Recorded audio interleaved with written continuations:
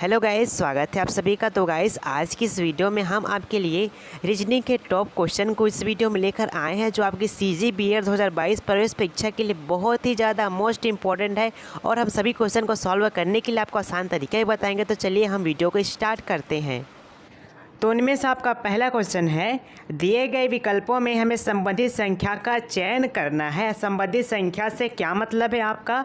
जिस प्रकार से 248 का संबंध हमारा 3 से है, ठीक उसी प्रकार से आपका 328 का संबंध जो है किन से होगा, ये हमें इस क्वेश्चन में ज्ञात करना है।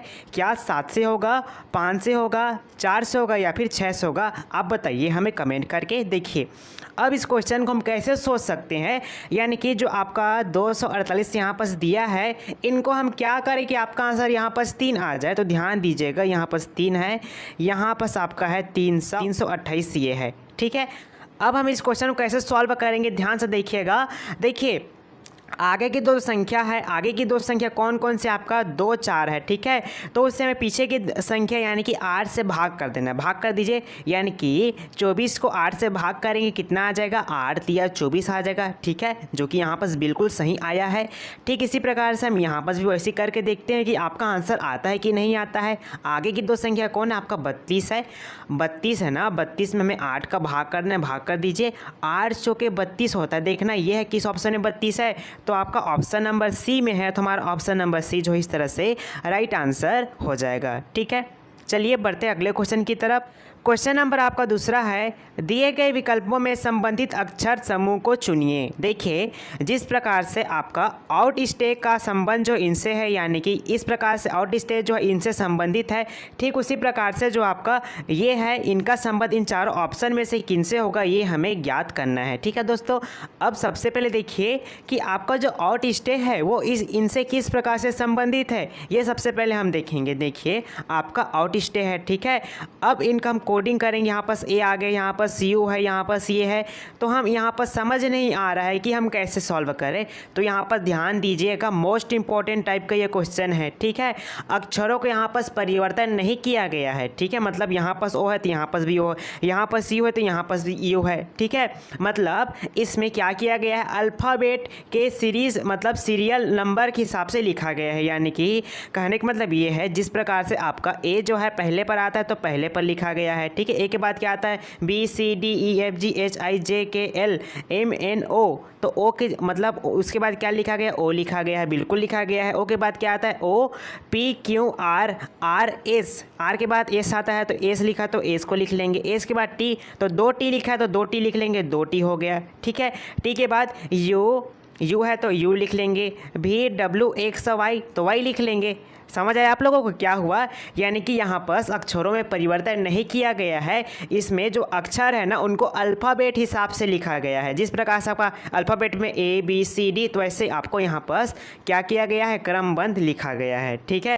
अब हम देखेंगे रौगली को किस प्रकार से लिखा जाएगा। तो देखिए, आपका सबसे पहले क्या आता है? GABCDEFG, तो G को लिख लेंगे। G के बाद आपका H आता है तो H को लिख लेंगे। HIJKL, उसके बाद आपका L आता है तो L को लिख लेंगे। L के बाद MNO, तो O को लिख लेंगे, O दिया है, ठीक है। फिर PQR, यहाँ पर R दिया है तो R को लिख लेंगे, ठीक है। R के बाद STU दिया है तो U को लिख लेंगे। U के बाद VWXY, Y दिया है तो Y को लिख लेंगे। देखिए, ऐसा किस ऑप्शन में लिखा है, तो वो वाला ऑप्शन जो है आपका राइट आंसर हो जाएगा। तो देखिए, आपका ऑप्शन नंबर सी है, तो ऑप्शन नंबर सी जो है इस तरह से हमारा करेक्ट आंसर हो जाएगा। देखिए दोस्तों, इस तरह के क्वेश्चन को आप अच्छे से प्रैक्टिस कर लीजिए। क्वेश्चन नंबर तीसरा है, यदि एल का अर्थ प्लस है, एम का अर्थ माइनस है, एन का अर्थ गुना है और पी का अर्थ आपका भाग है, तो 28N 5L 50P 5M 4 का मान ज्ञात करना है, ठीक है। इनको सबसे पहले लिख लेते हैं। 28N दिया है, ठीक है। 5 आपका L है, फिर आपका 50P है, फिर 5M है और आपका 4 है, ठीक है। तो L को देखिए, एल का अर्थ क्या है? यहाँ पर एल का अर्थ प्लस है तो प्लस कर लेंगे। एम का अर्थ क्या है? एम का अर्थ माइनस है तो माइनस कर लेंगे यहाँ पर, ठीक है। और आपका एन का अर्थ गुना है तो गुना कर लेंगे। पी का अर्थ क्या है? आपका भाग है तो हम भाग कर लेंगे, ठीक है। इनको अब रखते हैं चिन्हों को इनके स्थान पर। 28 गुना 5 प्लस 50 भागिते 5, यहाँ पर हो जाएगा ये m की जगह पर माइनस, तो माइनस कर लेंगे, फिर आपका 4 हो जाएगा। अब आपका बन गया ये क्वेश्चन, ठीक है। अब हमें इनको सॉल्व कैसे करना है, बोर्ड मास हिसाब से सॉल्व करना है, बोर्ड मास, ठीक है, बोर्ड मास हिसाब से सॉल्व करना है। सबसे पहले क्या करेंगे, हम डिवाइड करेंगे। यहाँ पर आपको ब्रैकेट नहीं दिया है, ऑफ भी नहीं दिया है, तो क्या दिया आपको, उसके बाद आपका है डिवाइड, तो डिवाइड करेंगे यानी कि भाग करेंगे, भाग कर दीजिए 28 गुना 5 प्लस 5 दहम 50 हो जाएगा, ठीक है, 5 दहम 50 माइनस आपका 4 हो जाएगा, ठीक है।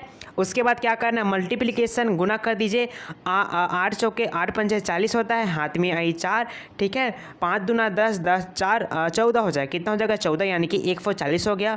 प्लस कर लेंगे यहाँ पर 10 माइनस 4, उसके बाद एडिशन होता है यानी कि प्लस करेंगे, प्लस कर दीजिए।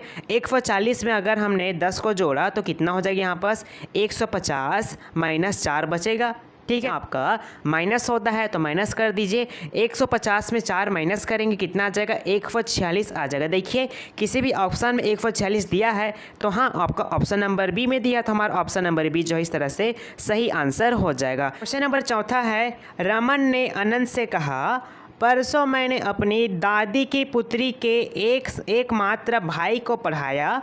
रमन ने किसे पढ़ाया था, क्या ससुर को, क्या भाई को, क्या पुत्र को, या फिर पिता को पढ़ाया था, आपको बताना है। मान के चलिए ये आपका क्या है, रमन है, ठीक है। रमन ने किसे पढ़ाया, दादी की एकमात्र पुत्री, यानी कि दादी की जो पुत्री रहेगी वो हमारी क्या लगेगी, वो हमारी यहाँ पर बुआ लगेगी, तो बुआ लिख लेते हैं, ठीक है। बुआ के एकमात्र भाई, बुआ के एकमात्र भाई यानी कि बुआ का जो भाई रहेगा वो हमारी क्या लगेगी, यानी कि हमारे पिता लगेंगे। तो यहाँ पर राइट आंसर क्या हो जाएगा, आपका ऑप्शन नंबर डी हो जाएगा। रमन ने किसे पढ़ाया था, उनके पिता को पढ़ाया था, ठीक है। ये सरल टाइप का क्वेश्चन था। चलिए अब बढ़ते हैं क्वेश्चन नंबर 5वें की तरफ।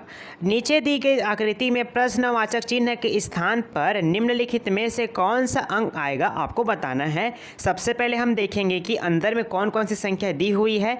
2 है, 4 है, 0 है, 1 है, 2 है, 4 है, 3 है, 1 है, 3 है, 36 है, आपका प्रश्नवाचक चिन्ह है, और आपका 91 है। इस टाइप के क्वेश्चन में क्या होता है, ज़्यादातर जो क्वेश्चन है वो सॉल्व किधर से होते हैं, जहां बड़ी संख्या होती है। यानी कि कहने का मतलब ये है 2, 1 व 3 को क्या करेंगे 36 आ जाए। उसी प्रकार से आपका 0, 4 व 3 को क्या करेंगे, आपका आंसर यहाँ पर 91 आ जाए। ठीक उसी प्रकार से हम यहाँ पर प्रश्नवाचक चिन्ह के स्थान पर आपका मान को लाएंगे। तो ध्यान दीजिएगा, अगर हम क्या करें, इनका स्क्वायर करते हैं, 2 square plus 1 square plus 3 square plus, ठीक है, इनको जोड़ेंगे 4 होगा, 1 हो जाएगा और यहाँ पर 9 हो जाएगा। इनको आपस में जोड़िए, कितना हो जाएगा, ये आपका 14 हो जाएगा। लेकिन यहाँ पर कितना 36 आया है, तो हम इस क्वेश्चन में स्क्वायर करेंगे तो आपका आंसर इस प्रकार से नहीं आ पा रहा है। तो हम क्या करेंगे, संख्याओं का अगर हम क्यूब करके देखें, 2 का क्यूब प्लस 1 का क्यूब प्लस आपका 3 का क्यूब करके देखते हैं। करके देखिए, 2 क्यूब करेंगे, 2 का क्यूब कितना 8 होता है, 1 का क्यूब यानी कि 1 ही होगा, और 3 का क्यूब कितना होगा, 3 3 9 9 27, तो 27 हो जाएगा। ठीक है, 27 में हम 8 जोड़ेंगे तो 35 होगा, 35 में 1 जोड़ देंगे तो कितना हो जाएगा, यहाँ पर 36 आपका आंसर इस तरह से आ जाएगा। ठीक है, ठीक उसी प्रकार से आपका इसको देखते हैं, 91 आता है कि नहीं आता है। आपका 0 का क्यूब करेंगे, कर दीजिए, प्लस 4 का क्यूब करना है, फिर आपका 3 का क्यूब करना है, कर देंगे। 0 का क्यूब आपका 0 होगा, प्लस कर लेंगे 4 का क्यूब यानी कि 4 चौको 16, 16 चौके 64, तो 64 लिख लेंगे, यहाँ पर प्लस कर देंगे। 3 का क्यूब कितना होता है आपका 27, तो 27 को लिख लेंगे। जोड़िए, इनको आपस में जोड़ देते हैं, 7 4 11 होता है, 11 हाथ में ही 1, 6 2 8, 8 में 1 जोड़ेंगे तो 9। तो इस प्रकार से आपका आंसर कितना आ जा रहा है, यहाँ पर 91 आ जा रहा है। ठीक है, ठीक यहाँ पर भी हम वही प्रक्रिया को अपनाएंगे। पहले हम क्या करेंगे, 4 का क्यूब करेंगे, फिर 2 का क्यूब करेंगे, फिर आपका 1 का क्यूब करेंगे। कर दीजिए यहाँ पर क्यूब।